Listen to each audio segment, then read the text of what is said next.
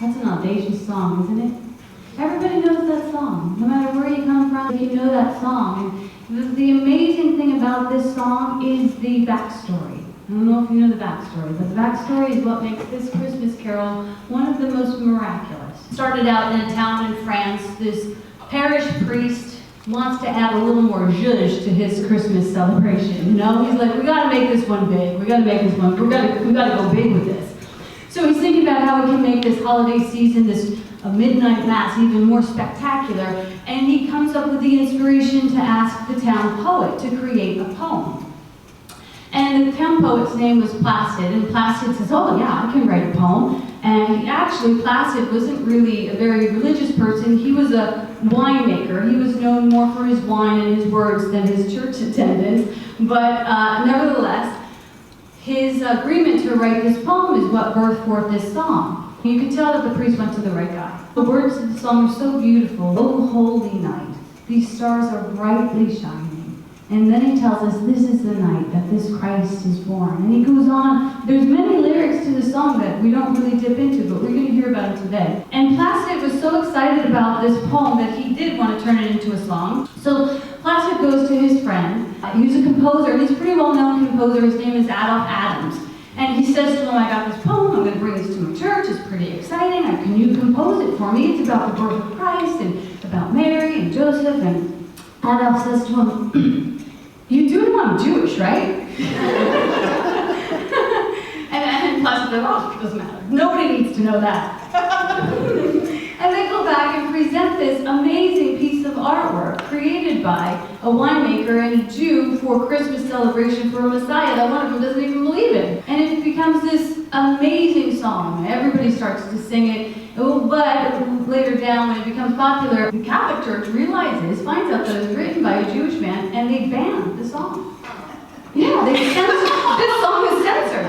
This is a censored song. And by the time it had become censored, it had also become very popular. And so, despite what the church said, people were singing the song. It's sung for the very first time at that church on Christmas Eve at the midnight mass.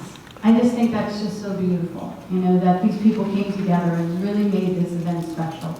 So the Unitarian priest brings it over to the United States, and it catches on, and we end up loving it here. Some of the words are what really solidify it as one of the most popular songs.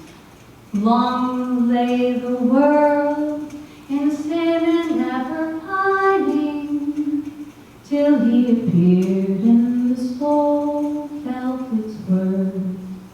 So what it's saying in those lyrics is that prior to this birth, the world was sort of in a lot of chaos. In fact, this birth is going to be a marker in our history. It tells us about BC and AD. We still use this no matter what philosophy you come from. It talks about before the birth of Christ, and then in the time of Christ.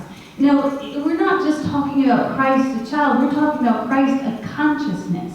And we are all heir to this Christ consciousness. And we are living in the time of Christ consciousness. That's what AD means. It means living in this time of Christ. What the writer's saying to us is that, the world will go on sinning and spinning and shaming and blaming. You're Jewish, you're this, you're that. You can't come to the party. But nevertheless, the teacher has arrived this night. And he's saying, everyone's invited to the party. I don't know where you guys got your rules from, but everyone's invited to the party, and let's clear that up. That Christ consciousness is available to anyone. And then he goes about showing us how to live by that mode of operation of that unconditional love. Idea, he appears and the soul felt its worth, like your worth. The worth of your soul. The worth of your soul, Jesus sees as impeccable. And he says, this and greater things shall you do. And when we get to recognize that, we can't help but move into the next stanza where it says, a thrill of hope, a weary world rejoices. And from this time of trial and separation, we get to move into at least the possibility of knowing our potential. Maybe not always reaching for it, but at least knowing our potential. And that idea is magnificent, maybe even miraculous, that we have this potential within us.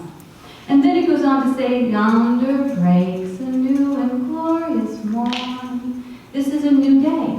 This is a new day. We have a new experience, and we have a new way of navigating this experience.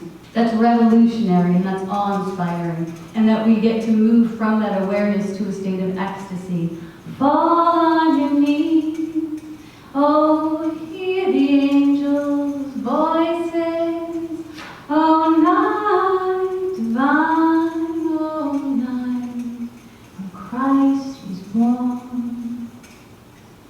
That is an amazing aspect of this song. This is the very lyrics that caused people around the world, hundreds of people, to actually at one point in history hear this song and actually believe that they were hearing angels. And that happened many years after it was first sung that night on Christmas Eve. And what happened was there was this guy named Reginald. He was the minister's son. He learned a lot of music, but he ended up really wanting to be a scientist. So he goes about finding his way into being a scientist, and he ends up working with Thomas Edison in New Jersey, working with electricity. My father was also an electrician in New Jersey. Just want to tie that in there. So he's working in New Jersey with Thomas Edison, and he's really about wireless communication. What was wireless communication? At the time, wireless communication was the Morse code. This took so long to communicate this way until he had this inspiration that he wanted to send the sound across the airwaves, a consistent sound. He wanted to send the sound of a human voice. And he developed this and worked on this and worked on this until he felt like he was capable of doing this. And he set up a station in Massachusetts. And he was working for Thomas Edison, where he had all of these clients that were working with the Morse code. So he sends out a telegraph to all of the customers. And he says, hey, check this out on Christmas Eve. Check out the frequency. Tune into the frequency with me. At 9 o'clock that night, on December 24th, wireless operators from as far from Massachusetts as Norfolk, Virginia, were startled to hear a human voice coming across the airways. Yeah, it was audacious. You know, it had never been done before. It was revolutionary.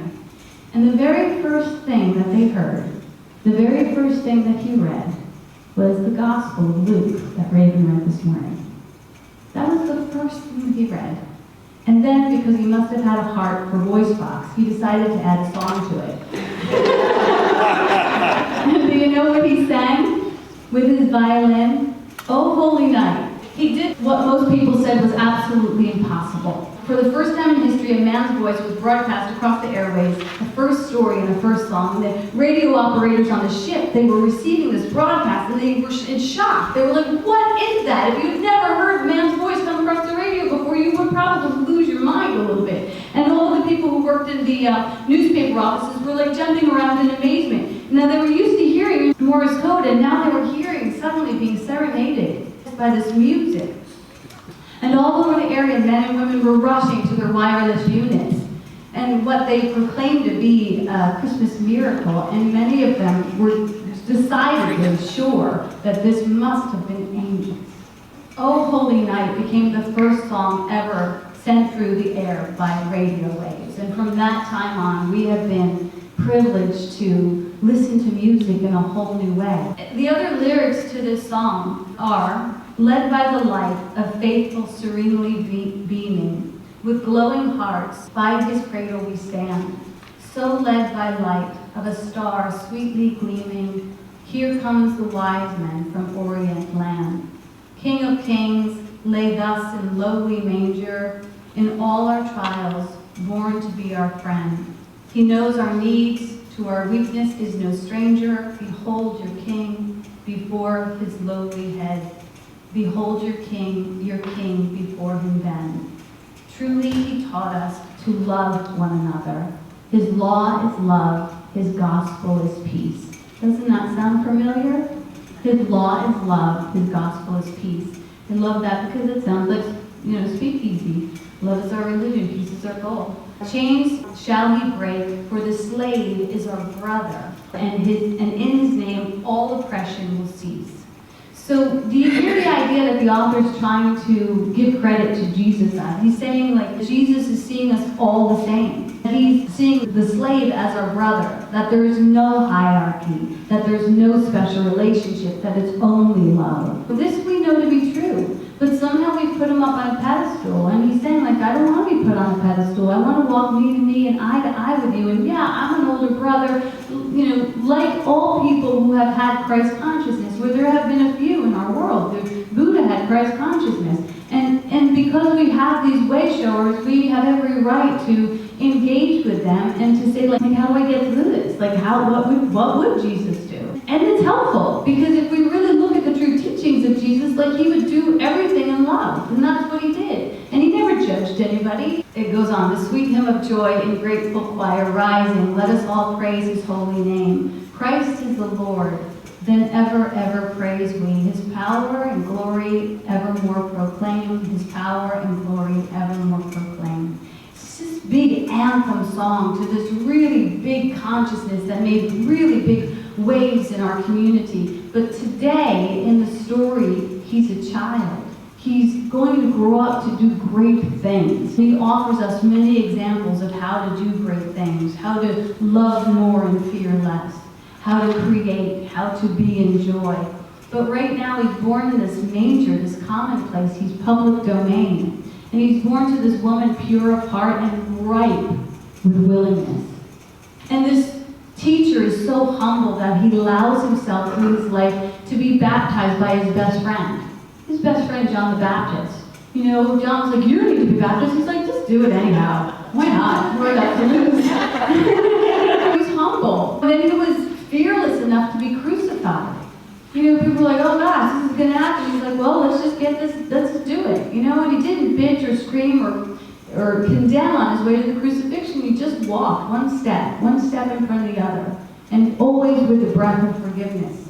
So again, possible for us. And then he was holy enough to have a resurrection. This is the truth for all of us as well. We'll go through each of those phases in our own life. Be baptized to a greater degree of who we're capable of being. We'll be crucified. We've been crucified. We'll be crucified again. But that will not stop us. That will not stop that spirit within us that's going to rise with the prize every time if we recognize who we are and whose we are. But for today, he's just this pure little baby. He's wrapped in swaddling clothing. Such an unlikely character. Like Abel Adams and the winemaker. He's simply our brother. He's our friend. He is our possibility. And contemplating his life can give us strength in the rough spots. And contemplating his life can give us reverence in our holy hours. Oh, holy night, the stars are brightly shining.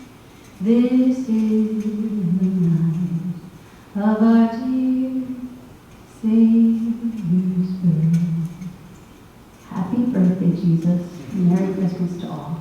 That's